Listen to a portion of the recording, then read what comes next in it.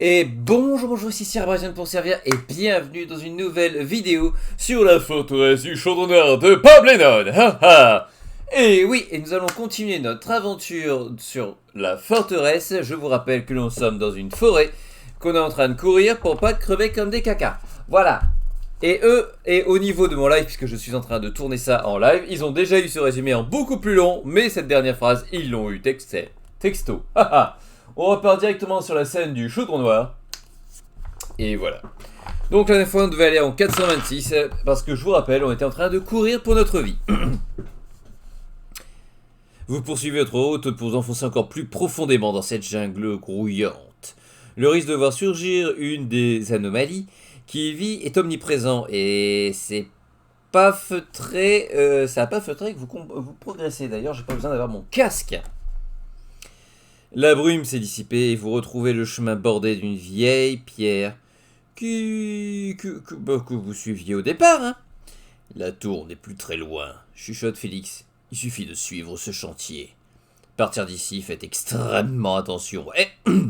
Elle n'a pas eu le temps de finir sa phrase qu'une liane lui saisit la cheville. Le fleuriste trébuche et se voit traîner sur plusieurs mètres avant de disparaître derrière une haie. Ni vous, ni le PB n'avaient eu le temps de lui venir en aide, et d'autres lianes d'une gigantesque vigne sauvage surgissent et capturent le barbare. Ah, moi, Billy, c'est à toi, vite crie-t-il en se débattant. Vous pouvez tenter de l'aider en 293 ou fuir pour votre vie en suivant la route indiquée par votre guide en 82. Bah, je vais l'aider, Pierrot, parce que lui, il m'aiderait déjà. Je ne suis pas un guerrier, mais a priori, c'est que des lianes. Donc, je rappelle que dans ma besace, j'ai une lance. Bien percer une liane avec une lance, ça peut le faire. 293, c'est peut-être l'idée à la con. Hein. Je vais peut-être crever dans notre souffrance. On va bien voir. Ça, hache à la main, le barbare coupe, cisaille et tranche avec une furie dont vous n'aviez jusque-là jamais été témoin. À chaque fois d'autres lianes surgissent et très vite votre ami est dépassé par la quantité de végétaux qui s'accumulent. Hé, chier rugit le barbare. Qu'est-ce que tu fous? Ça se va pas? J'essaye de t'aider criez-vous en retour en arrachant des poignées de vigne à main nue. Mais t'es taré! Ne t'occupe pas de moi, cours gamin! Mais cours! Vous ordonne le PB. Et il y a Asbilus, aux prises avec de nombreuses lianes qui finissent par le submerger. La masse grouillante et tentaculaire commence dangereusement à s'approcher de vous. Si vous traînez dans le coin, ça en est fini de vous. Et si vous êtes guerrier, cependant, vous pouvez tenter un assaut désespéré en 278. Mais vos chances sont inexistantes. Sinon, décampez à toutes jambes et... allez vous enfoncer sur le chemin en 82. Et ben non, puis on va en 82 et puis on laisse PB tout seul. Non, c'est lui qui l'a demandé, c'est lui qui l'assume. Vous fuyez sans demander votre reste sous les hurlements étouffés du barbare qui parvient à saisir la flasque qui prend à sa ceinture. Dévalant dans le sentier que le fleuriste vous a indiqué, vous suivez le virage en essayant de préserver votre santé mentale. C'est ce qu'il m'a demandé de faire. C'est ce qu'il aurait voulu. Il va s'en sortir. Respire. Respirer, c'est important. Respirer, c'est important. Vous répétez-vous pour vous convaincre d'avoir fait le bon choix. Peut-être pas si bon que cela quand vous sentez une liane vous saisir le poignet.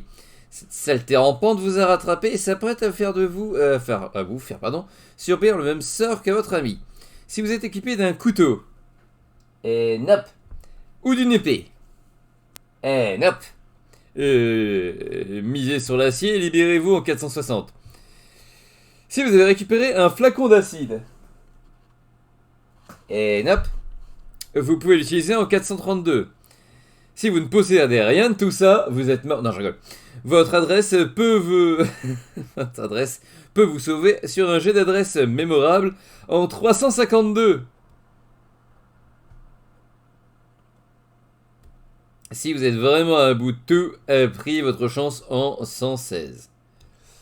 Pas un jet d'adresse, techniquement, ça se prend, hein. Ah, par contre, je ne sais plus. Après l'adresse, il faut que je la perde. Faut que je la descende ou pas?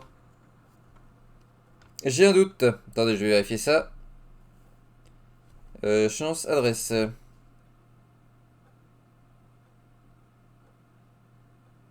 Non, c'est bon. En gros, faut pas que je fasse 6. 1. Bon, c'est bon. 352. De toute façon, je suis un Billy qui esquive. Je suis un Billy ninja. 352. Faites un jet d'adresse. Si vous réussissez, dépêtrez-vous en 437. Bah, 437 alors. Hein. 437. D'un mouvement souple du poignet, vous réussissez à vous dépêtrer de l'entrave de ces plantes trop affectueuses à votre goût. Vous nouez l'ensemble des 3 lianes qui tentent de vous saisir. J'ai l'impression de voir un Disney. Avec une précision et une vitesse stupéfiante. Vous laissez le nœud de vigne derrière vous et sprintez sur le sentier jusqu'à ce que votre cœur vous somme d'arrêter. Reprenant votre souffle, vous percevez plus le moindre bruit et encore moins la voix de votre compagnon. Vous êtes désormais aussi vivant que seul. Vous réprimez un sentiment de panique à l'idée d'errer au milieu de cette jungle hostile, seul. Vous pouvez continuer votre route jusqu'à un croisement où la voie se sépare en 2 directions totalement opposées. Laquelle mène à la tour des mages. Celle de gauche en 435, le long de laquelle vous percevez au loin une sorte de claquement, ou celle de droite en 510, d'où provient un étrange bourdonnement. Un claquement ou un bourdonnement. Ha! On est dans une jungle. Un claquement, c'est bizarre. Un bourdonnement, ça peut être des insectes. D'un autre côté, la magie, ça peut bourdonner aussi. On est au niveau où on cherche justement une tour de mage. Le bourdonnement, ça peut être de l'électricité, ça peut être de la magie, ça peut être pas mal de choses. Donc pour une fois, je vais choisir la droite. Oh mon dieu. 510. Cette blague aurait pu être faite par Crane. Alors. Au bout de quelques minutes d'errance, un petit regroupement de très grosses fleurs, à l'apparence inoffensif, revient à votre attention. Ou plutôt retient à votre attention. En son centre, vous identifiez la source des bourdonnements entendus plus tôt. Il provient d'une guêpe géante. L'insecte, surdimensionné, s'arrête aussitôt après vous avoir repéré et dirige ses 2 énormes ocelles en votre direction. L'été. Voilà. Cette vestule-là est sans doute aussi redoutable que monstrueuse. Sans que vous compreniez pourquoi, elle semble vous considérer comme une menace potentielle. Moi, une menace? Je suis gentil. Et vous fait dangereusement face. Si vous possédez un filtre d'amour... non, toujours pas. Vous pouvez sévir... Il pourrait s'avérer utile. Si vous êtes équipé d'un couteau d'une épée, toujours pas, une stratégie d'évasion prend forme dans votre esprit. Si vous n'avez rien de tout ça, vous n'avez pas d'autre choix que d'affronter la bête qui vous barre le passage en 240.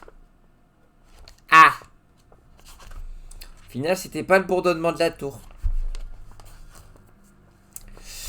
Alors, la gueule de la bête s'ouvre sur les mandibules serrées comme des lames de rasoir. Le bruissement de ses ailes retentit et elle lance contre vous une charge erratique, mais acharnée.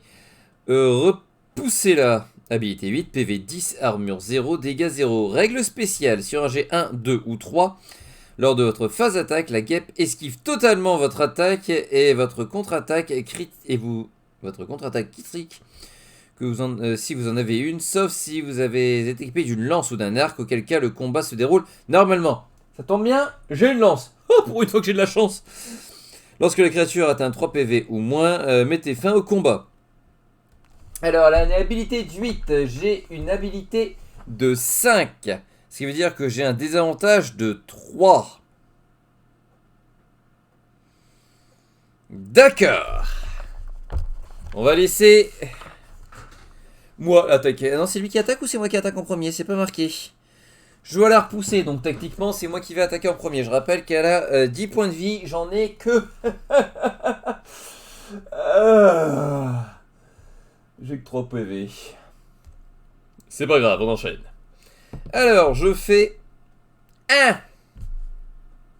Bon. Elle fait 2. Regardons la table des combats. Je fais 1. J'ai un malus de moins 3. Elle va me faire entre 2 et 6 dégâts. Alors, est-ce que mon adresse est bon? Oui, je fais 1. J'esquive donc ça comme son attaque. Au suivant. Et 4. Alors. 4. Je rappelle que elle, du coup, a un avantage de 3 sur moi. Donc 4, elle va me mettre 4 dégâts. Ah mais attendez, je lui mets des dégâts quand même. Non, non, je lui ai mis quand même 2 dégâts. Moi j'ai esquivé ses 6, mais je lui ai mis 2 quand même. Donc elle était à 6. Donc là, on est à combien on avait dit? 4. Donc 3, 4. 3, 4. Je lance un dé 4, c'est bon. Donc moi j'esquive son attaque, mais par contre, elle se prend 3 dégâts. Elle est plus qu'à 3 PV. C'est bon, je crois que c'est 3 PV. Oui. Ça va, ça va. Le ninja Billy a encore fait ses preuves. Damned. La créature bourdonne rageusement sous vos coups et un grand dard noir surgit de son arrière-train. Fichtre, c'était un mal. Non, je déconne. Elle prend son envol pour décrire un cercle dans les airs avant de vrombir sur vous. Continuez en 364.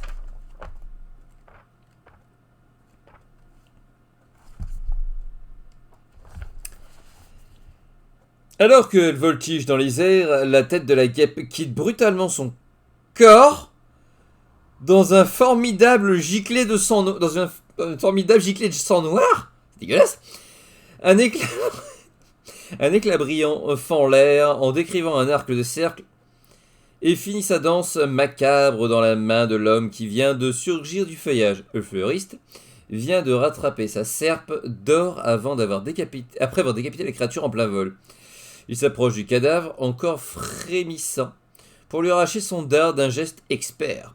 Méthodiquement jusqu'au bout, il achève la bête d'un ultime coup de truelle dans le thorax, parce que ça c'est extrêmement chirurgical.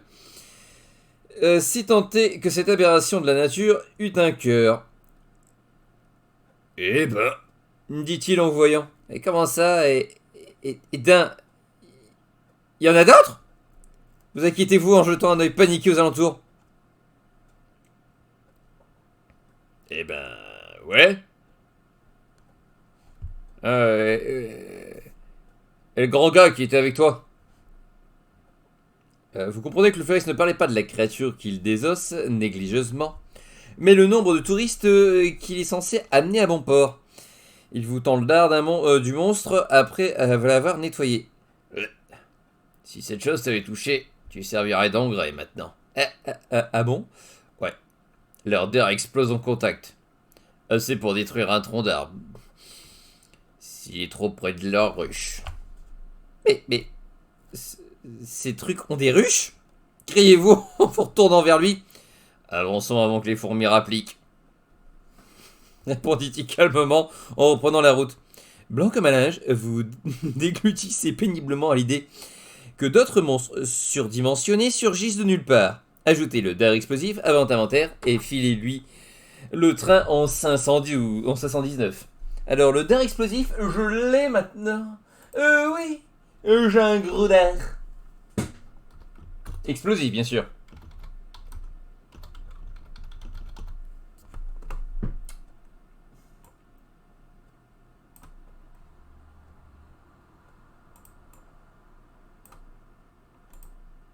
Yes.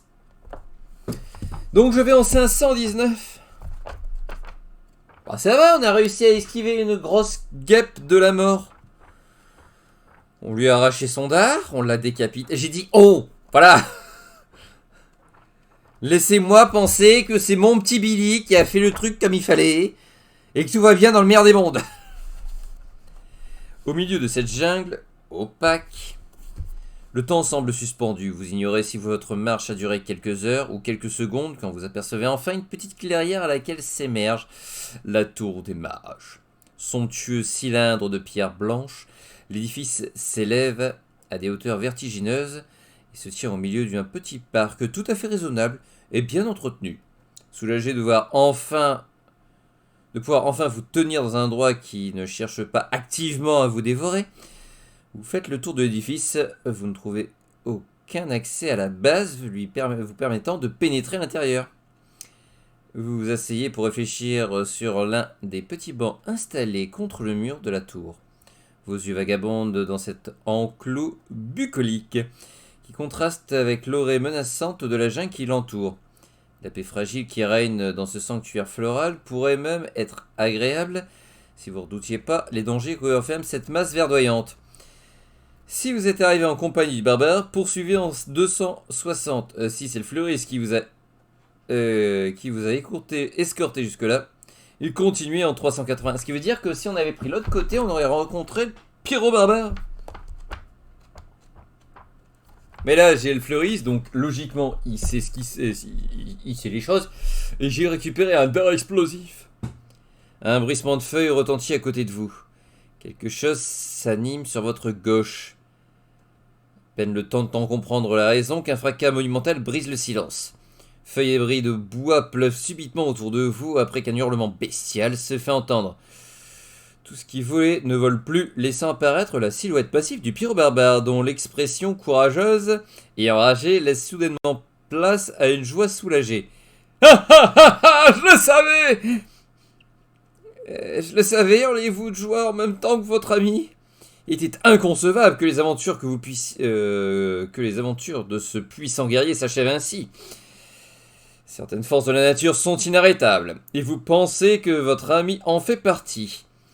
Le colosse est fou de joie en vous retrouvant, mais son apparence est effrayante. Son corps est écorché vif, strié d'innombrables coupures, morsures et brûlures. Des petites branches dépassent de ses cheveux hirsutes, et il traîne par une patte le cadavre d'une fourmi géante qu'il a visiblement saucissonné à l'aide d'une liane qui brûle encore. Le bon camarade ripailleur que vous connaissez a l'air complètement possédé, mais semble s'exorciser tout seul lorsqu'il vous serre dans ses bras. La vache! Ah bah quand même! Clame-t-il en souriant. Je savais qu'en forêt, c'est toujours aller tout droit que si t'es paumé, mais ça... c'est pour un coup de chance. T'as même retrouvé le guide des tanks. L'intéressé lève un sourcil en sa direction, une lueur d'approbation dans ses yeux. Pour des touristes, je dois dire que vous m'avez agréablement surpris. Ah, ça, je savais que les fleuristes c'était pas des rigolos, mais vous êtes deux choses. Je ferai un bon fleuriste. Ça vous intéresse lui demande soudainement Félix. C'est gentil, mais non. Pour moi, un ennemi, il faut que ça bouge et que ça saigne. S'il faut se battre contre des arbres toute la journée, tout de suite, c'est moins marrant. Surtout quand l'herbe, il gagne en plus.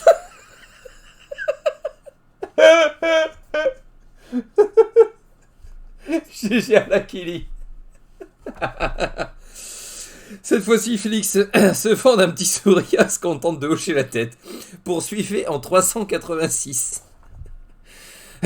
Pardon. Alors.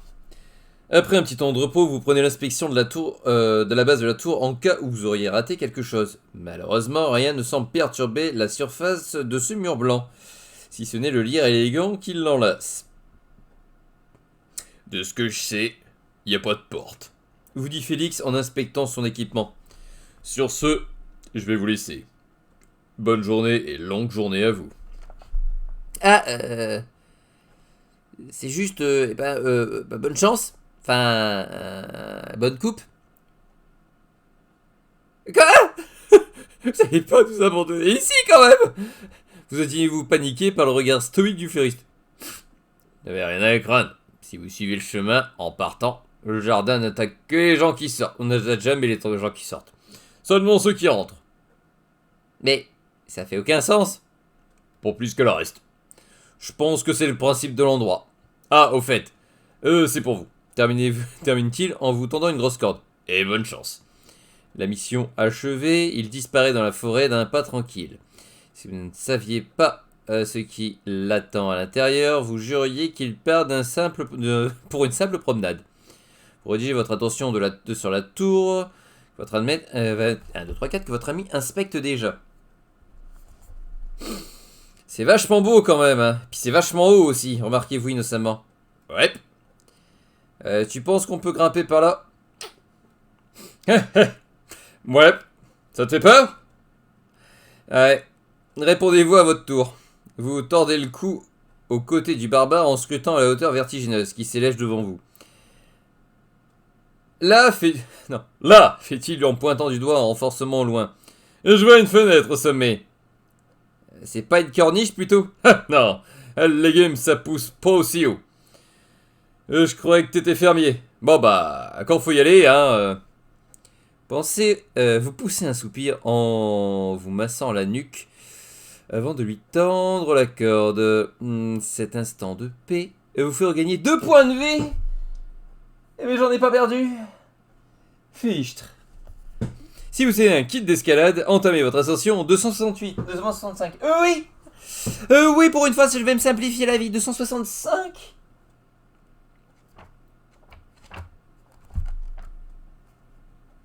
Pour une fois que c'est pour mon Billy.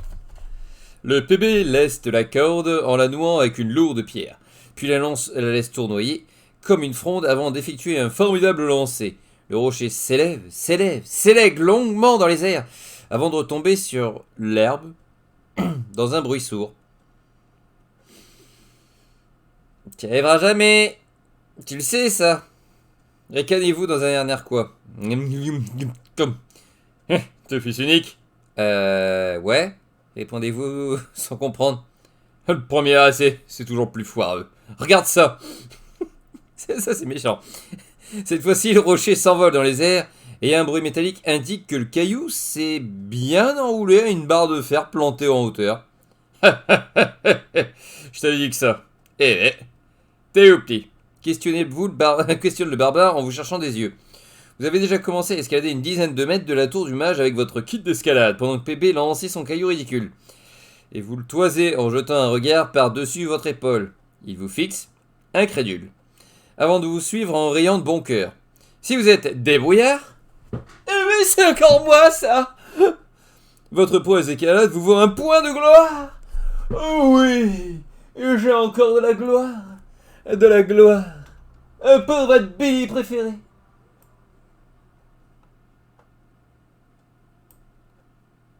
Oh, 2 points de gloire!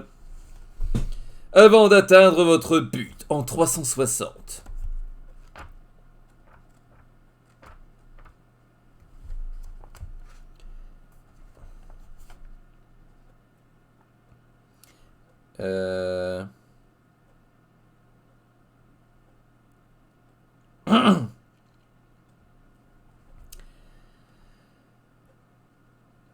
Sur l'arrondi de la boule se dessinent 2 silhouettes escaladant le long d'un mur. Un enfant et un barbare gravissent un gigantesque muraille blanche sous les assauts incessants de violentes bourrasques. La vision est nimbée, lointaine, mais suffisamment évocatrice pour que celui qui l'observe à travers la sphère en retire une certaine satisfaction. Ainsi, c'est là que tu te cachais. Penché sur l'artefact magique, Virilus contemple l'ascension d'un regard étincelant. Doucement, l'image s'estompe jusqu'à disparaître totalement dans les noirs profonds du globe. Dans l'immense pièce obscure, la tension est palpable. Chaque pas du seigneur noir vers son autel frappe le sol et retentit jusqu'aux tripes du général funeste, agenouillé en face du trône. Funeste. Oui, monseigneur, mon maître, Gémit l'elfe en ondulant de plaisir. Je sais où il se trouve. Rassemble tes hommes et capture-le immédiatement. Oh, perfection, noire. Aurais-je l'audace de suggérer une autre méthode? Tu discutes mes ordres. Jamais au rêve de mort. Mais votre plan est imminent. Et tous vos soldats ont été rappelés.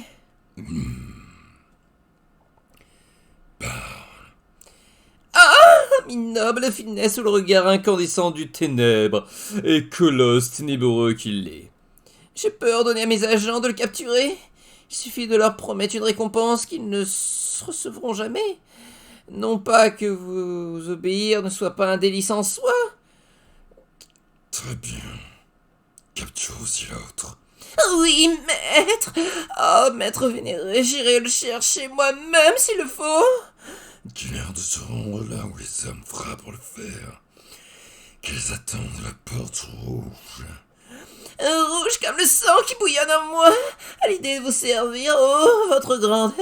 Vous êtes le tout, et qui me fait aimer n'être rien. Oh, c'est joli cette phrase. Tu as tes ordres. Amène-les devant moi, ou rapporte-moi ta tête. En quittant la salle, Funès ne peut réprimer encore quelques spasmes langoureux. Juché sur des cuissardes à hauts talons, il rase les murs, ivre de plaisir, mais déjà il reprend ses esprits. Rassemblement immédiatement les messagers. Le maître exige, et le maître aura, Ordonne-t-il au sous-fifre, restez dans les couloirs. Continuez en 458. Oh, mais vous savez quoi ? Le 458 sera pour le prochain épisode. Sur ce, j'espère que cette tour maléfique, cette course-poursuite, cette magnifique guêpe, et surtout, oh, ce magnifique petit F qui adore tellement son gros virilus vous a plu. Si c'est le cas, n'hésitez pas de commenter, liker, à partager et à vous abonner si ce n'est pas déjà fait. Ça ne vous coûte rien, moi ça me ferait extrêmement plaisir. N'hésitez pas non plus à regarder dans la description, il y a pas mal de liens dans le Twitch où je suis actuellement en live pour leur plus grand plaisir. Oui. Et entre autres, je fais aussi du Tower of Fantasy et du Senseiya. Enfin, je fais pas mal de choses à droite et à gauche. Je fais de tout, n'importe quand et n'importe comment. Oui, c'est ma devise. Sur ce, je vous laisse. Je vous souhaite une bonne soirée. Bye.